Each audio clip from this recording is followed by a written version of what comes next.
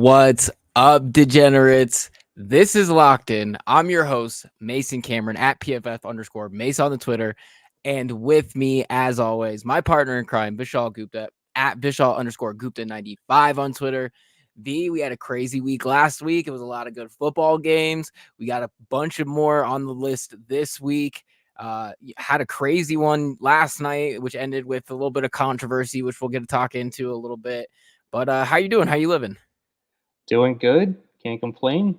Had a, like you said, great week of football last week and have another phenomenal weekend this week. A full slate, no bye week. So we have a full 15 game slate coming up, not including the Thursday nighter from last night. So yeah, should be a good one. Also, NFL, what the hell are we doing? What are we doing? I thought I was cruising through bye week central. I thought I was going to have another week of less games to break down and hash into. And they just said, nah, all games this week, all Yeah. 16. And because of that, we actually have a ton on the slate. I even deleted one that I was just like, we have so many that we're going to break into. So with that being said, if you guys are interested in all of our slate, the entirety of it, hit up our Discord, importantnonsense.com to become a member. That's how you get into our Discord, where you can get all of our picks, ask us your questions. I know that I have some picks for the primetime games, which are going to be in there. I know that you've had some last week, and we've really been hitting some of those. So everybody come in, check it out if you're interested, and pull our leg and ask our questions. And so anyway, now we break into the week. But let's see. First game that we have to break down, as usual, the Thursday night game. We had the Vikings heading into Los Angeles to take on the Rams, rather, and they ended up losing 20-30. The Rams actually covered as 3-point dogs at home. That was something you actually highlighted in the Discord this week as something you were targeting, which is insane because I was definitely leaning the other way. I was like, Vishal's crazy. This is a 40-point win for Minnesota, easy peasy. It did not turn out that way. Like we said, there was a wee bit of controversy, but when we break it down, a lot of weird stuff happened. There's no call in the end zone for the face mask, but at the end of the day, like, it was a closer game than I really had anticipated. We had the Puka Nacua come back off of, I think most people were even confused if he had been practicing it all this week, but comes back off of a short week after being hurt. The whole week, the Rams were pretty much rumored to be shopping Matthew Stafford and Cooper Kupp. So the uncertainty of whatever that was going to happen. The Vikings have been in the news for potentially being on the market for a defender is what we've been hearing most likely. But of course, randomly early in the week, NFL Twitter decided that that the Vikings were now in the market for Matthew Stafford somehow. That was shot down pretty quickly though. So a lot of weird news to start the week. But what did you make of this matchup?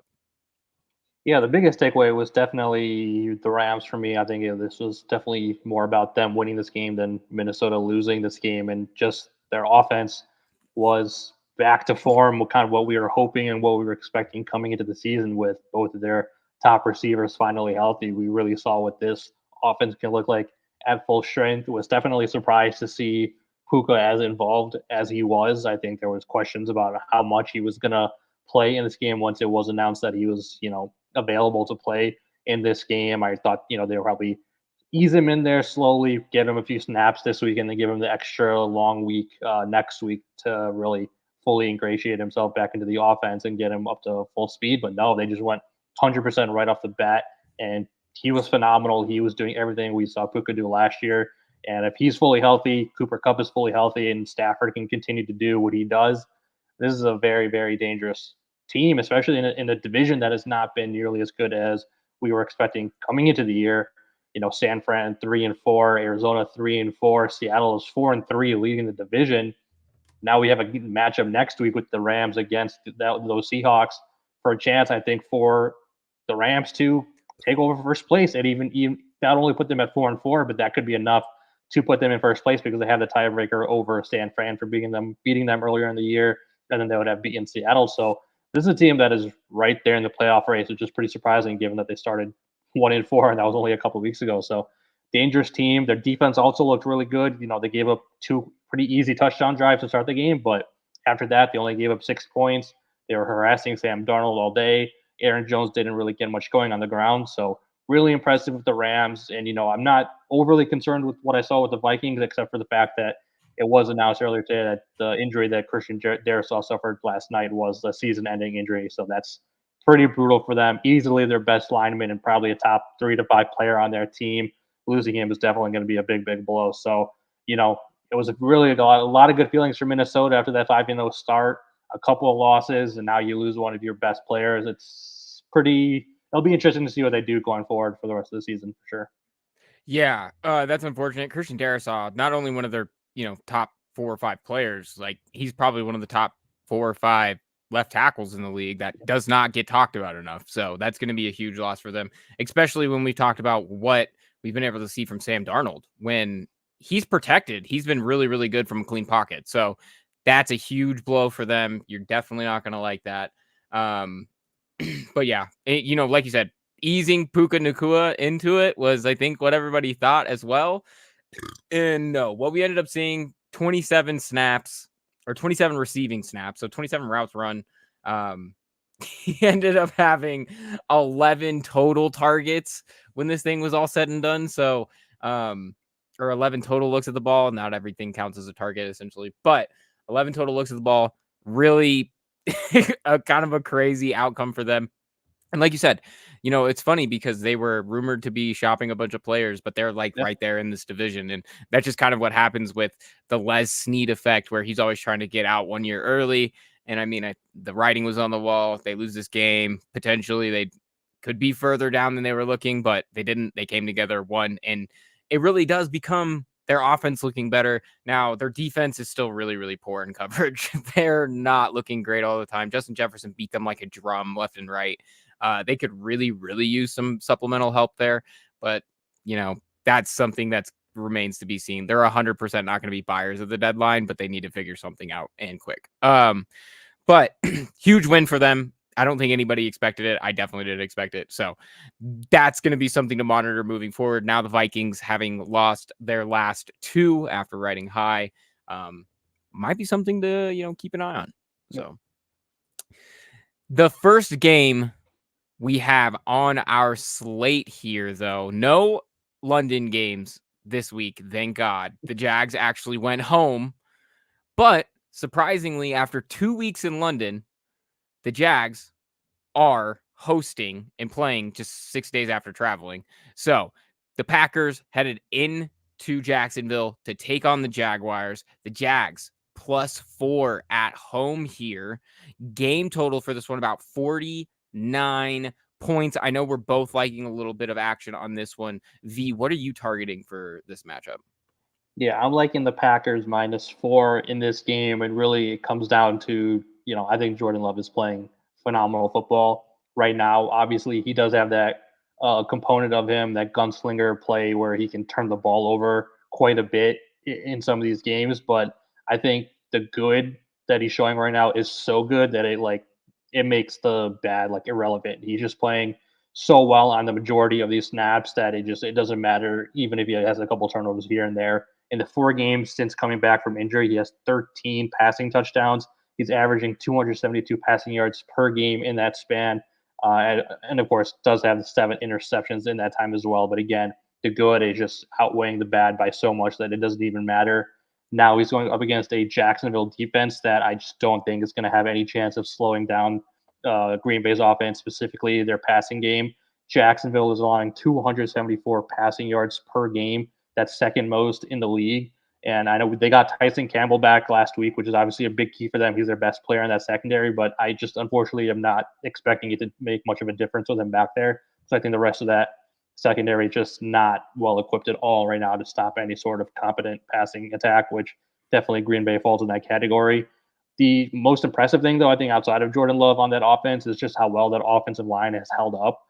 They Jordan Love clean for the most part. He did get sacked 3 times last week, but it really wasn't anything overwhelming. It wasn't like he was getting pressured snap in, snap out like we saw from CJ Stroud and that Houston offensive line. This Green Bay offensive line has done a really good job, and if they can slow down Trayvon Walker and Josh Hines Allen, then I think this game's going to be an absolute blowout. Like really not even going to be close. Jacksonville's offense looked good last week. They kind of maybe gone back in the right direction, but I think most of it was going up against a terrible New England defense. Jacksonville was able to get a lead relatively early, and then they were able to rely on their running game. Tank Bixby and Dearness Johnson had 37 combined carries in that game against New England last week. That is easily the most rushing attempts they've had this season. There's not been a single other game this year where Jacksonville has had over 30 rushing attempts. So this is a team that is very pass happy. That's mainly because they're behind in a lot of games, and I think that's what's going to happen in this one too.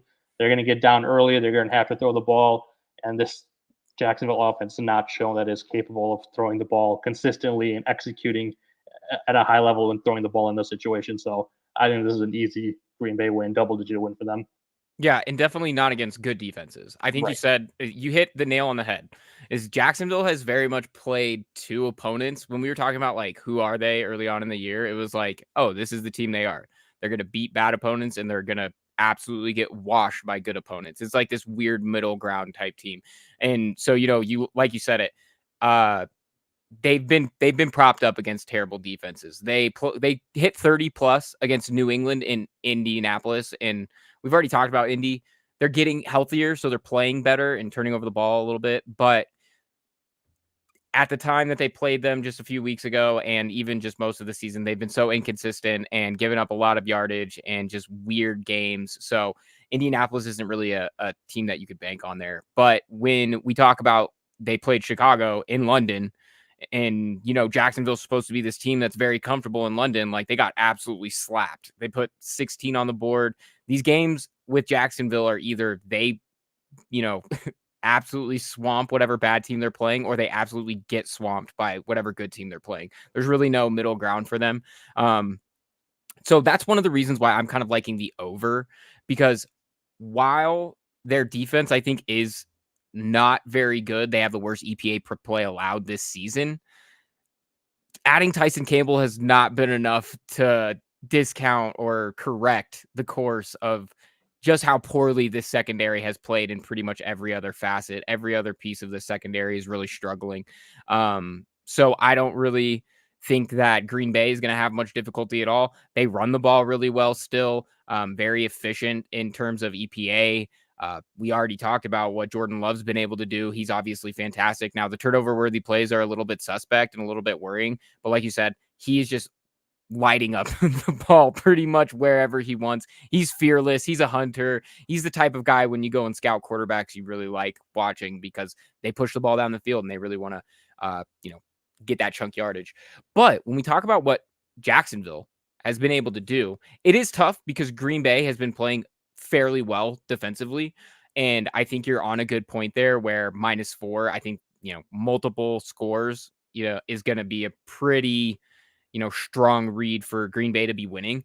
But when I like the over here, I think it's definitely doable at 49, considering what we've seen from Jacksonville's offense. And just from a little bit more like advanced metrics, Trevor Lawrence over the last three, second highest passing grade in the NFL. He's got 9.0 yards per attempt, 82.8 adjusted completion percentage. Like you said, Tank Bigsby, because they had a big lead, and just even over the last three, 18 broken tackles, 4.2 yards after contact per attempt, which is more than some backs get just regularly. He's had 4 scores, 6 runs of 10 or more yards. So that's very good. Even with the increased volume, he's doing a lot with it. So that's something that you like to see. And then when you talk about what they're doing in the passing game, Evan Ingram coming back has been great for this offense. It's opened up a lot of things. Brian Thomas Jr. also, he's just been fantastic when they figure out how to get him the ball. Like, he's incredible. So top 10s in yards per route run. The biggest thing with that offense is shooting themselves in the foot, becoming one-dimensional, not being able to lean on their running game, which could effectively happen in this one. But at the end, I think that 49 is doable. It's a high number, but I think on the surface, I would have expected this one to be like 50.5. And I would have probably teetered away from it. But I think reasonably you can hit this, be like a 36-14 game or something like that. I think that's very reasonable. So I'm leaning on the over here. V, you are on Green Bay -4, which of course I also really like your read on that. And this is going to be a high scoring one. I think this is going to be a good one for sure. Should be fun, yeah. The next game we have on the list here, though, is going to be one that I'm really loving. And Baltimore, man. What can you say about Baltimore? They are just look like absolutely the best team in the NFL right now. They are heading into Cleveland for an AFC North matchup.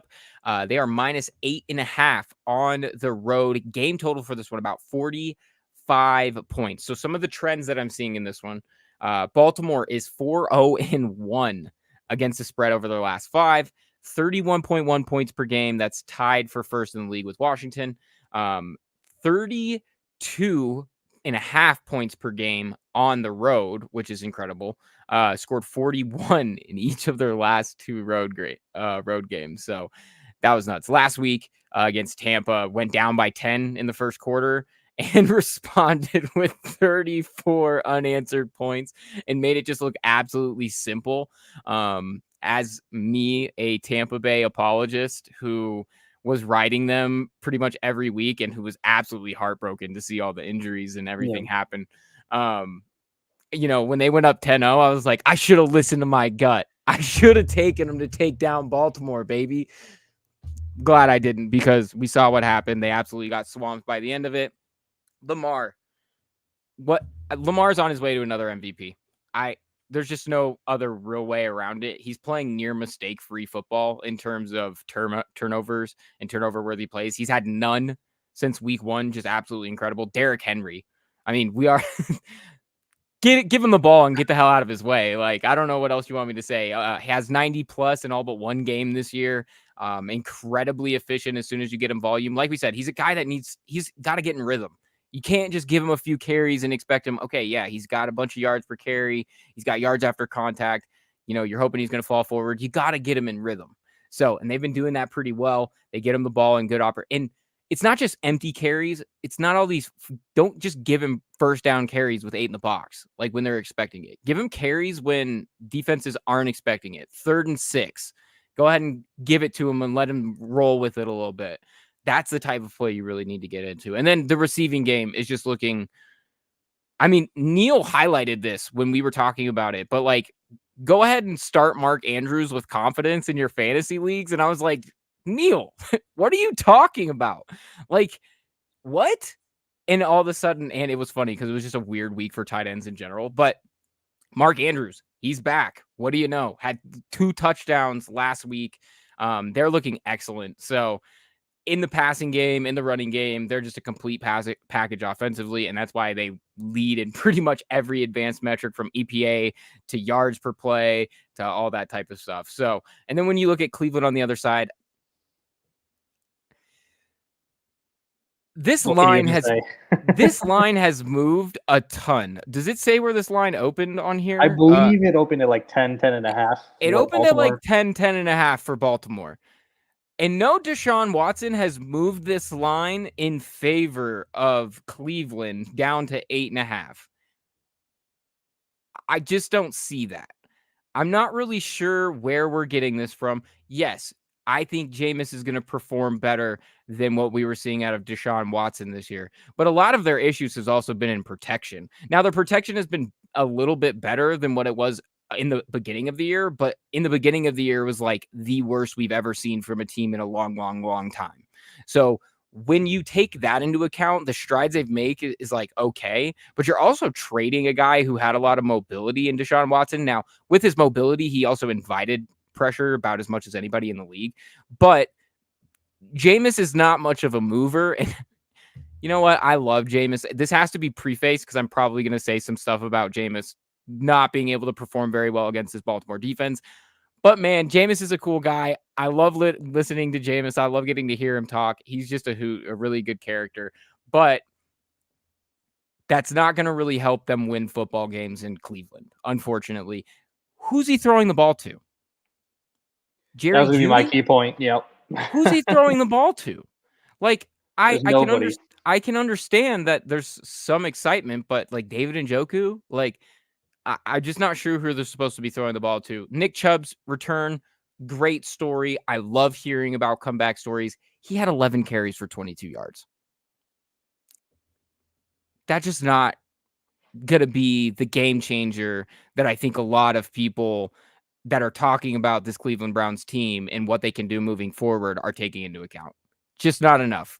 So this team hasn't scored 18 plus in a game this year. This is a running thing that we have talked about every single week. This team cannot score 20 points, and it continues to be an issue, and we continue to follow them and win money off of them. And it's an issue. And when you talk about that they can't score 18 against anybody, not just against good defenses, against anybody, this is troubling. So I don't see this being a big issue. They're 2-5 against the spread and on overs this season. They're 1-4 against the spread in their last 5. I don't know. Ken Dorsey now calling the plays. Kevin Stefanski decided to relieve himself of play calling duties. I'm not sure the play calling was necessarily the issue as the fact that they don't have any talent and can't block anybody. Ken Dorsey's going to have to pull a miracle for this one to get anywhere close. I think this is going to be one of the easiest 10-point wins you get all season. 8's clean, 8's fine. Don't worry about it being past 7 because, like I said, your key number here is probably 10. So that's where I'm seeing on this one, V. What are you making of this matchup? Cleveland is a mess right now.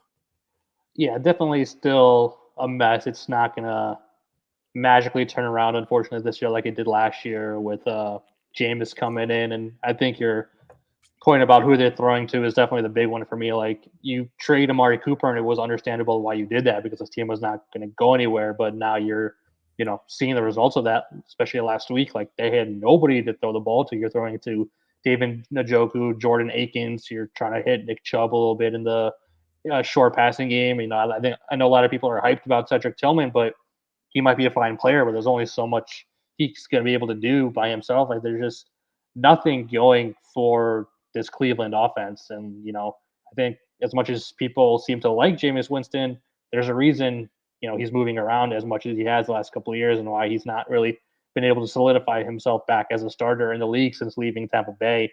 He's still a very limited quarterback. He will turn the ball over. I guarantee you're going to see him turn the ball over once or twice this week at least because that's just what he does. He's got that same gunslinger thing that we were talking about with Jordan Love earlier. It's just he's not very good at taking care of the ball.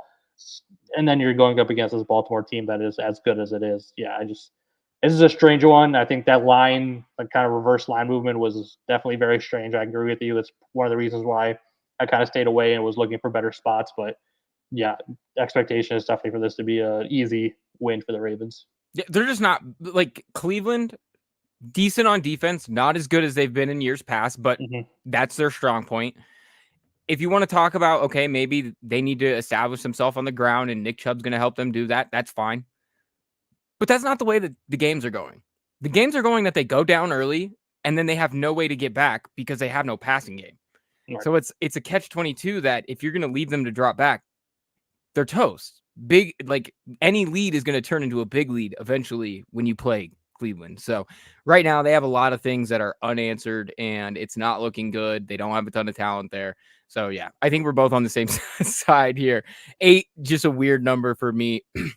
Looks like it's even at 9 in some spots. I don't really understand the line movement, but hey, I guess we all take the money where we can get it. Yep.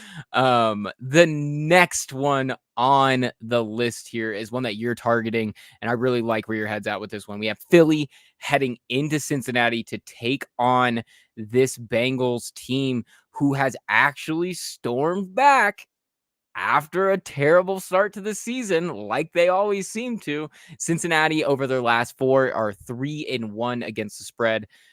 Philly, they are 2-1 against the spread on the road as well on the road. But both covers came against offenses that are kind of struggling and they didn't really look like the best games. And that was against a New Orleans team. I think New Orleans scored like 12. It was a 15-12 game. Yeah. So, and then the game last week against the Giants where Saquon did his thing and that's all fine and dandy, but to hold this Giants team to like 9 points wasn't overly impressive.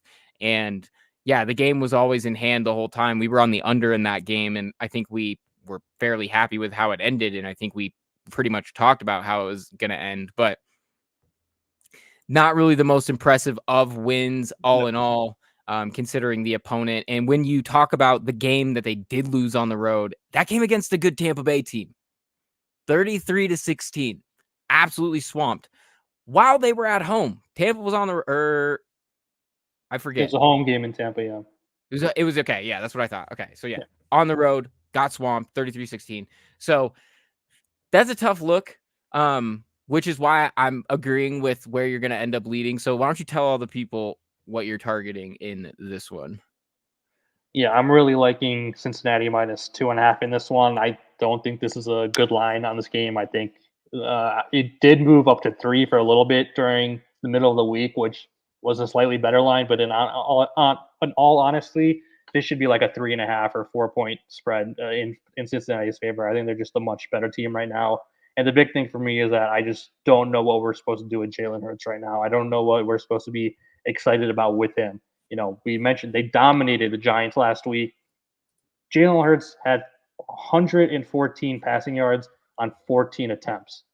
He is not the reason why they're having any sort of success right now. He had 25 passing attempts the week before. He's had 33 or less rushing yards in all but one game this year. In the last 3 games, he's been sacked 11 times. This is just not a good Jalen Hurts season so far. This is a guy who's in the 5th year in the league. He signed a big extension last offseason. He needs to be playing significantly better, and we're just not seeing that from him right now. And then the injuries on the offense aren't helping either. Jordan Mailata was placed on IR last week. Dallas Goedert has already been ruled out for this one. It's going to be a second or third game missed this season. It's just I know they have some other good weapons with AJ Brown, Devontae Smith, and Saquon Barkley, but at the end of the day, everything still goes through your quarterback. And I just am not liking what I'm seeing with Hurts right now. They are not winning because of him. I think he's being forced into more of a game manager role, which is not what you want of a guy. You're paying that kind of money. I just trust Joe Burrow so much more than I trust Jalen Hurts right now. Burrow on the season, 14 passing touchdowns, just 2 interceptions. He's completing over 70% of his passes. He is going to go up against a Philly defense that has just 2 takeaways on the season so far, dead last in the NFL. I think this is going to be a nice, easy Joe Burrow day where he's going to have a lot of stats, a lot of touchdowns, a lot of passing yards, big Jamar Chase day. One thing to keep a note, though, injury-wise for Cincinnati was T. Higgins popped up on the injury report today with a quad injury. He was limited, and he is listed as questionable, so we'll definitely see on that one. Him being out would definitely be a blow, but even then, I just don't know what to do with this Eagles offense. I'm just not enthusiastic about them whatsoever right now. Yeah. When we talk about Jalen Hurts, a huge issue is just giving the ball up. Like 11 turnover worthy plays is not going to cut it. Now he's reduced those because he hasn't had one in the last 2 weeks, but that's also not really with a, like you're talking about his attempts and, he's not really getting a ton of them and he's not really doing a whole lot with the middling a number of attempts that he's getting. Like you said, he had 14, or let me double check it. Yeah, it was 14 last week. 14. Yeah. He had 10 That's completions. crazy. You have 10 completions, 14 attempts. Like, excellent. Great. You had an adjusted completion percentage of like 90%. Neato. But at the end of the day, this offense kind of has to run through you because it's run through you in the past, Mr. Jalen Hurts. So we kind of need to see a little bit more. Rushing production has not been there. Essentially, the only thing that they can really count on him to do right now is do the tush push. And frankly, you could get me out there to do the tush push a little bit. I think that we could have, a little bit of success. Now I'm just playing around now, but it's just not enough from a guy who has shown much, much more with Jalen Hurts. Now, I know they didn't have AJ Brown for a little bit, and we'll see really what that equates out to in the long term. But I don't know. I just don't. I agree too. I think, there is a question of like Cincinnati's defense and like what is AJ Brown going to do against them. But again, that leads back to what is Jalen Hurts going to do? It's really difficult to peg down because we do not know what team you're going to get out of Cincinnati Philly pretty much every week. But Cincinnati, you're going to get a passing offense that is going to play really, really well. And granted, maybe they haven't scored 30 plus in the last two like they did in the previous three, but they're still doing exactly what they need offensively. And their defense is playing well enough against bad teams that it's like they're playing to the level of their competition and not overexerting themselves. And they seem to do that every single week against good teams, against bad teams, against whatever.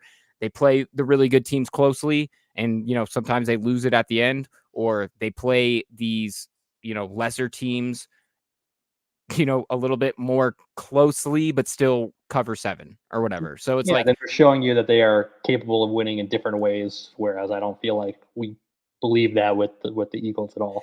everything has to go right for Philly to win, and only one thing has to go right for Cincinnati to win, is what it feels. The one thing, the one like crux thing for Cincinnati like has to go right or they lose the game.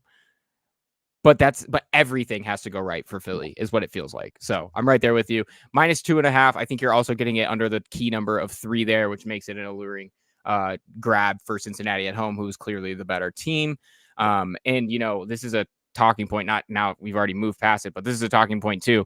If Cincinnati had 2 more wins, if those 2 really close games against good opponents swung their way, one of them being Baltimore, and this team was right in the thick of the AFC North race, we'd probably be talking more about Joe Burrow being an MVP candidate. I think we easily get back to it. You win this game, you're 4-4, you're back to 500, you're right back in the thick of it. So I don't, it could come back pretty quickly. Don't be surprised if you see Burrow near the top of that list going forward. Yeah, 100%. 100%. So the next game we have on the list here is Indianapolis heading into Houston to take on the Texans after kind of a odd game last week from Houston. A really good close game with Green Bay, but a bit of an odd one, especially when you talk about, CJ Stroud and what happened there. Game total on this, excuse me, let me back up. Houston, -4.5 or 5 at home. Game total on this one, about 45.5 points. You are on the game total here, and you got it a little bit higher than what it's posted at right now.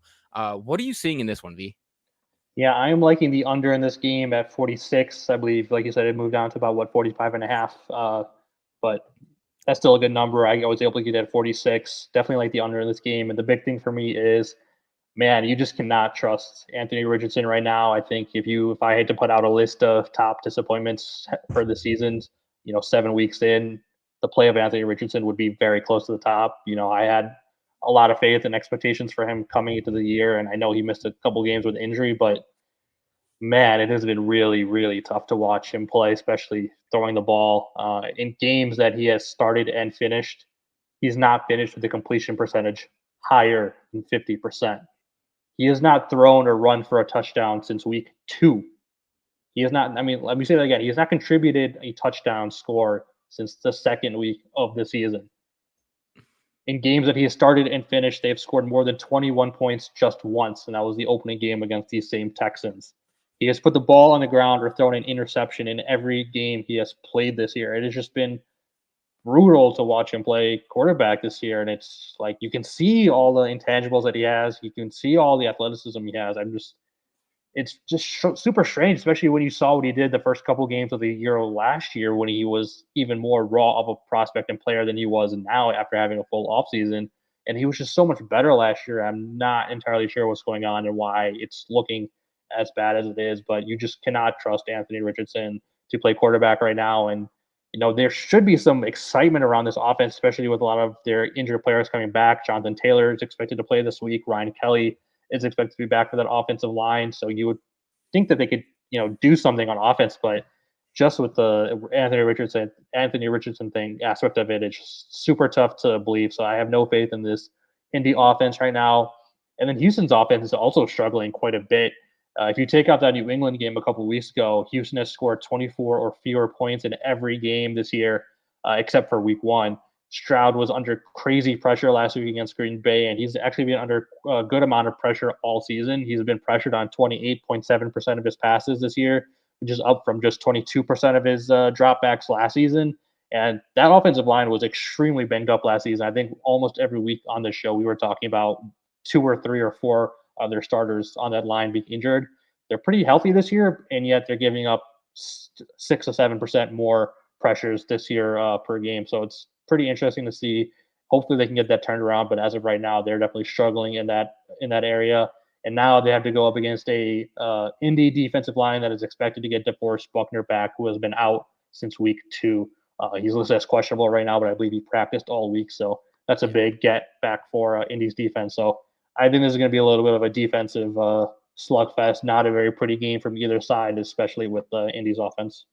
Yeah, well, and Houston's defense is they've struggled a little bit in the secondary, but again, Daniil under Hunter and Will Anderson, yeah. Will Anderson. I can speak. I almost called him Daniil Anderson and Will Hunter, and through I myself. would take it. I would still take it. I'm sure There that swap would still be phenomenal pass rush. It'll be work. Yeah, it'll work. So, but the issue too in this game is that they're kind of neutralized by Indy's only strength, and that's their offensive line. Their offensive line is still very strong. Obviously their calling card and has been for years. And it's weird because, like you said, what are we getting from Anthony Richardson? This is a team in the Indianapolis Colts that are 6-1 against the spread, and it doesn't make any sense.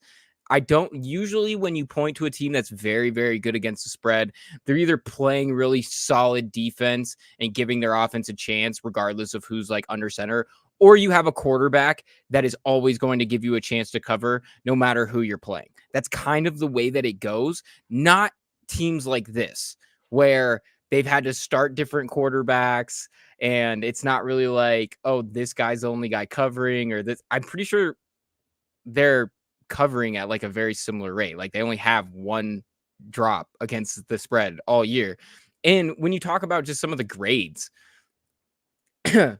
Anthony Richardson, I feel like I eat crow on Anthony Richardson every single week because I love watching that throw from week 1. It's still, to me, the best throw of the year from anybody.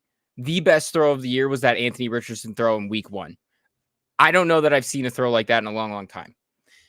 Some of the most embarrassing throws you see all year are also Anthony Richardson throws. So it's one of those things that he is the most volatile quarterback in the league right now.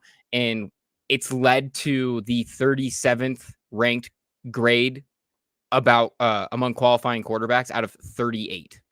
So that's really, really bad. That's awful. 49.1 PFF passing grade. That's just atrocious. 34th out of 36 quarterbacks.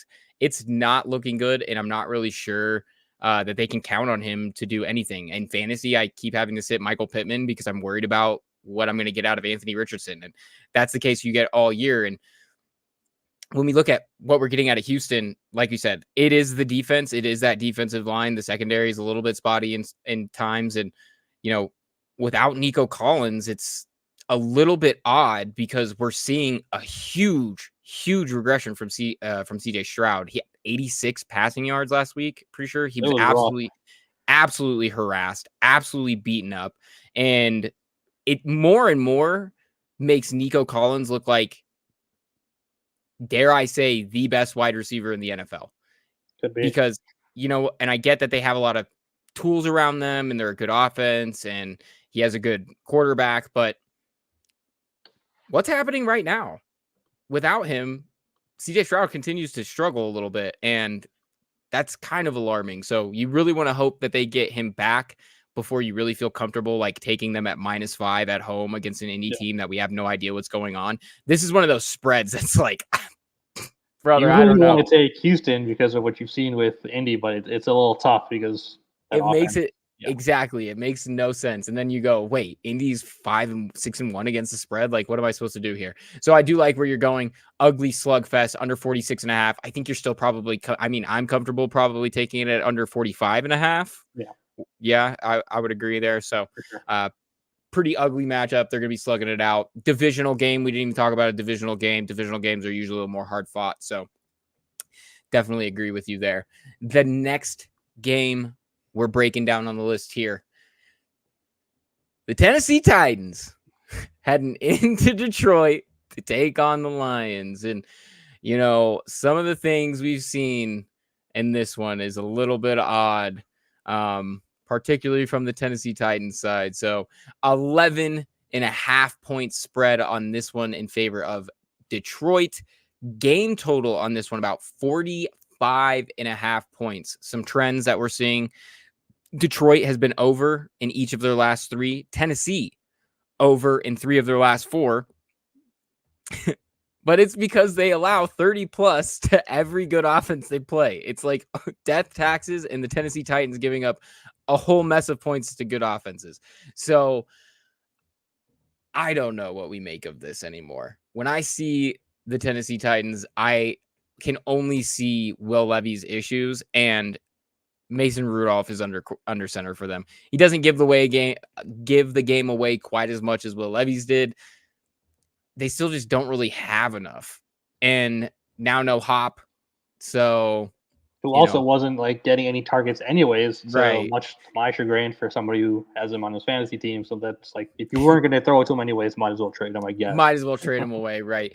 And then you have Detroit on the other side, who is looking like the best team offensively in the NFL.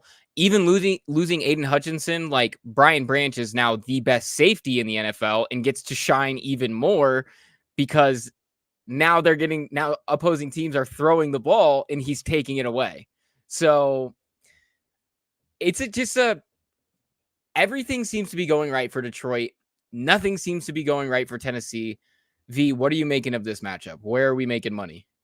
Yeah, I'm targeting the over in this game, over 45 points. I am going into this game with the expectation that we're going to get very, very little from Tennessee's offense, probably maxing out at around 10 to 13 points just because they are so incompetent offensively. And, despite having some good weapons with Calvin Ridley, DeAndre Hopkins, Tony Pollard, all those guys, they just can't seem to be able to make it work regardless of who's under center.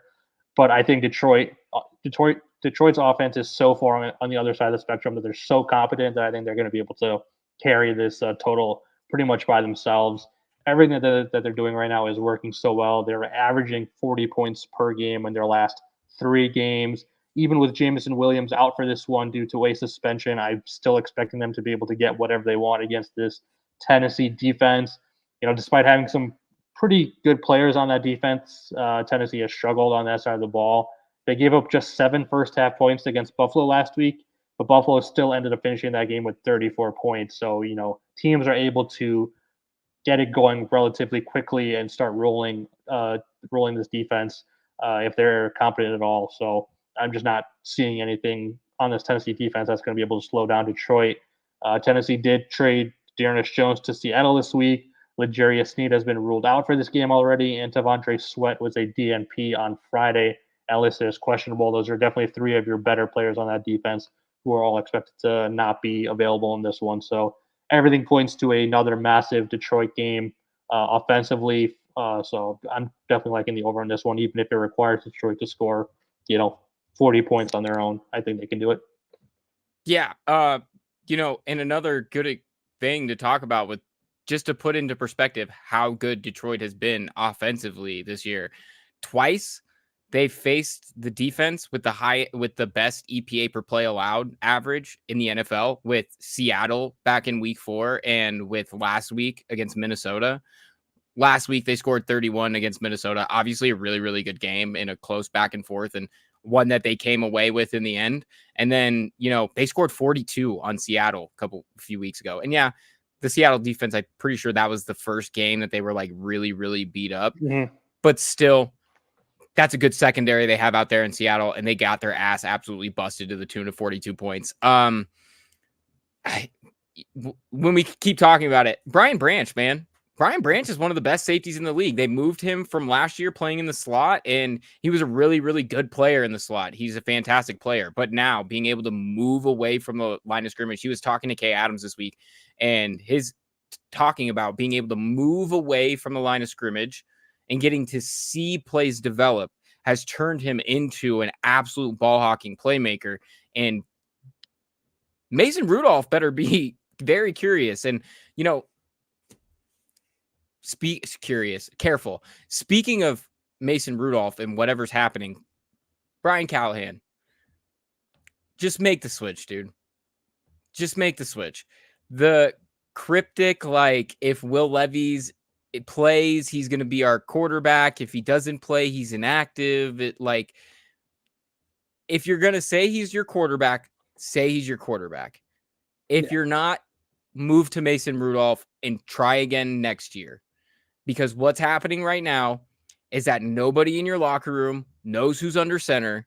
And that doesn't instill any sort of confidence, especially going into a game on the road against one of the best teams in the country.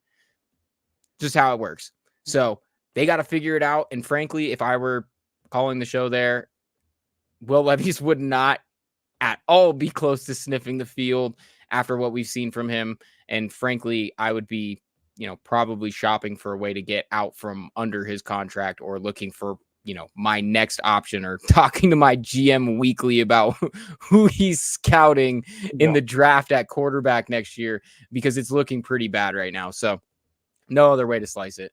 But I definitely agree. Like what you're saying, over 45 is definitely reasonable because Detroit can hit 45 by themselves. And I would not at all be surprised if this game ended 45-3. So, the next game we have on the list, I actually messed up and had this game in the later window at first and then had to readjust myself. We have the Atlanta Falcons heading in to take on Tampa Bay. Baker Mayfield and the limping Bucks. This one hurts me because I was really having a lot of fun with Tampa Bay this year. I won't lie. I came so close to taking them at 3-2. I want this running game to get going also. But all in all, not a good bet to take the Tampa Bay side. And I think that that's going to be the way that you're going to be leaning here.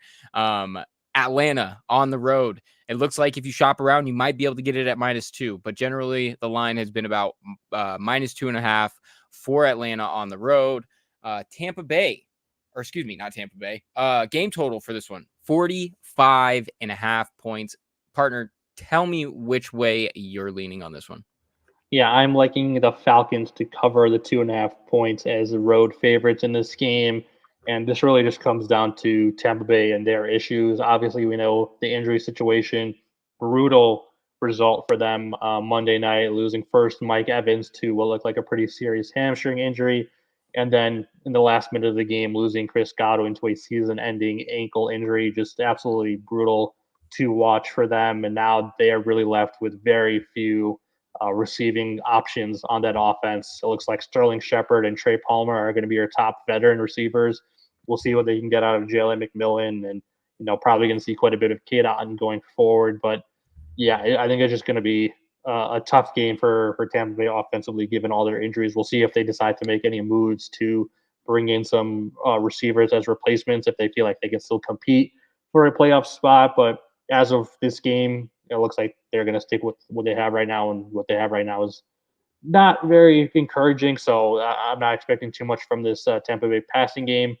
The bigger thing for me, and the reason why I'm taking Atlanta, is just because this Tampa Bay defense has just been brutal to watch, especially the last few weeks. Over their last 3 games, they've allowed 27 or more points in every single game. That includes 27 first half points against Spencer Rattler in his very first start in the NFL. I just can't believe how bad this Tampa Bay defense has been. I understand they had some injuries to start the year. Guys like Antoine Winfield were out. Vita Vea was in and out. Kalijah Cansey was out. Over the last couple of weeks, these guys have been healthy, and for the most part, their entire starting lineup has been out there defensively, and they have just not been able to do anything whatsoever to stop opposing offenses. I know Atlanta struggled last week offensively, only scoring 14 points, but I think this is going to be a nice day for them offensively. I think they're going to get all their weapons going, whether it's Bijan or Drake London or Darnell Mooney or Kyle Pitts, whoever it is. I think all of them are going to have nice days against this Tampa Bay defense, because I really just don't have faith in them right now. I'm going to have to see it before I believe it, and I just don't think it's going to work out for them. And then the other aspect is, as good as Baker has been for Tampa Bay, I think he still leads the league in touchdown passes. He's also starting to become a little erratic with turnovers. He has 5 interceptions in their last 2 games. So if they're going to deal with injuries, they're going to play poor defensively, and then you're going to have Baker turn the ball over. It's just not going to work out well for Tampa Bay. So definitely going to take Atlanta, especially getting under the 3 points in this one. Yeah, For me, it was tough because, like I said, I wanted to lean with Tampa being good on the ground and Atlanta not really being too solid fitting the run. Right. But at the end of the day, Tampa needs a lead to do that. And I just don't know that they're going to be able to get a lead without really establishing themselves early. And then even if they do establish themselves early, the defense isn't really good enough for them to maintain that lead. They continue to have to really stay productive on the ground all game long. Like we said last week when we were talking about Baltimore, they started with a 10-point lead and then proceeded to give up 34. So it's stuff like that you just can't let happen, especially with Atlanta. And the last time that these two teams played, and Kirko Bangs had 5 bills. So, you get Kirk Cousins throwing the ball all around. They don't really need to run it too much if they get into that situation. And that could be a death sentence for a team like Tampa Bay with, frankly, how much their injuries are hampering them and the defense just really falling apart down the stretch. It has not been good. So I definitely agree with you on that. And you get it at -2.5, which, like we talk about, when we look at these key numbers, getting it outside of the field goal is going to be very, very good for them. This game was really close the last time they played, obviously, in Atlanta, and it went to overtime, and Tampa played a really good game as well. This one's not going to be near as close, I don't think. So No, I don't think so. Yeah. the next game we have on the list here is our first one of the later slate. We have Carolina heading into Denver. Denver in this one. The Broncos -11 at home. Wow. I don't know that I expected to see a Broncos spread this year of more than 10 points, but here we are. -11 at home. Game total for this one, about 40.5 points, 41 points, depending on where you're shopping. It looks like we are in on the total on this one, V. Tell me what you're seeing in this. Yeah, I really put this game on here mainly just so I could let you wax poetically about Denver, but I'll dive into this really quickly. There's not a ton of analysis for me on this one. I'm taking the under at 41 points, and this is all about Bryce Young coming back. He is going to be starting in this game. In his 2 starts this season, Carolina has scored a total of 13 points. Again, that's across 2 games. Carolina scored 13 points with Bryce Young under center. Going back to last season, 6 out of the last 8 games Bryce Young started, they scored 10 or fewer points in 6 of those last 8 games. Deontay Johnson has been ruled out for this one. Adam Thielen is still out. They're going to be going up against a Denver defense that has allowed 18 or fewer points in 5 of the last 7 games, including allowing just 10 points to the Saints last week. That was without Patrick Surtain, who is going to be back this week. He was a full participant all week. So definitely liking the under in this game. I think Denver's offense is, capable of putting up a good performance. I think they could even score 30 plus in this game, but I think Carolina's offense is so inept that even if Denver gets over 30 points, this game would still go under because Bryce Young is just not very good at quarterback. So I'll turn it to you and let you talk nicely about your Broncos for once. We haven't done this in a while, if you like. I know, it's been nice. It's been crazy. Denver's coming off some extra rest here, having last played on Thursday. The defense is just so good, man. And I really wanted to get on the under here too. My biggest thing with why I didn't get it on the under is because of obviously how bad Carolina's defense has been. They've just been so bad. And you did allude to it that Denver could score 30 and this game could still go under because of how bad Carolina has been off it. And it's not even just with Bryce Young. They were horrible with Bryce Young. Had one good game with Andy Dalton and then went back to being horrible with Andy Dalton. So they've been terrible, 25th in EPA per play on offense since sitting down Bryce Young. So it's everywhere. It's the whole package. And Bryce Young doesn't help because he's been atrocious, especially under pressure, which is something that the Denver defense has done hugely. I'm pretty sure they still lead the league in total pressures. And that's just been for weeks and weeks now. So they continue to play really, really well. Carolina has gone over in 4 of their last 5. So I was a little bit hesitant. And like I said, it's not because of them. It's because of the other teams. The only team they didn't go over with was Washington. and the game total for that one was 51 points. They allowed 40. I They can't allowed believe we didn't 40. hit that. We were both on the over last week, and We were Washington scores both. 40, and we still couldn't hit it. It's just unbelievable. We literally talked about this too. We said Washington's going to score all of the points here. We just need 10 or so from Carolina, and we just couldn't even get that. So, Terrible. that's where that ended up being. But they've literally allowed 30 plus to everyone and their dog except for Vegas. And that's another team we just continue to follow around because they're pretty bad at football right now. Denver, they're just excellent on D. But, they've managed to put together some 30-point games, but it's not necessarily because of their offense. It's, again, because of their defense. So, like, a defensive score in this one is where I was, like, teetering. Because that defensive score worries me as, like, something that they might hit to, like, go over, especially with how bad Bryce Young has been with taking care of the football and just allowing pressure to come and eat him up. But I think you're really on the right path. And I definitely believe what you're saying here with the under 41. Because realistically, the type of game you're going to get is like 27-10. And it might end up being closer. I'll get a little more hesitant if this game, you're going to want to get in early on this game. I think what I'm trying to tell people is 41 and a half even, which it looks like you can shop around and get at 41 and a half here, is not something that should scare you. Go ahead and get in on that. But as soon as it starts getting lower and lower, like as we get closer to game day, if it's starting to leak under the 40 line, I might start getting worried, but I completely agree. And that really comes down to something that's also a huge variable and something that has a ton of variance in terms of defensive touchdowns. Right. So even on that regard, I think you're going to probably be okay. We haven't seen a ton out of like Bo Nix. Even when they score 30, it's not like because Bo Nix is out there like dishing out the ball to everybody. I mean, he won that game against the Raiders a couple of weeks ago. That was, I think he had 3 total touchdowns. So he has shown a little bit that he's capable of it, but you're right. I mean, it's not going to be something you can necessarily expect in this game. I do expect to see a lot of Javonte Williams, a lot of running the ball, which, as we've talked about a lot, that usually means a slower game script, more time coming off the clock, and not as many explosive plays. But, I mean, Knicks has shown a little bit of it, so it wouldn't necessarily surprise me, but that's not my expectation going into this one. Yeah, exactly. Completely agree. So, and Bryce Young. So Bryce Young. That's the key. If you want to talk about anything in this game and why you're taking Denver the under, just say Bryce Young. Bryce Young. There you go. All the analysis that you need from that one. Okay, and then the last game we have on the slate here, an AFC West matchup. Kansas City, 9.5-point favorites heading into Vegas. This is just a theme. We're going to chase Vegas around pretty much all year, bullying them. And that's just the way it goes. They don't really have a lot going for them. We've talked about it.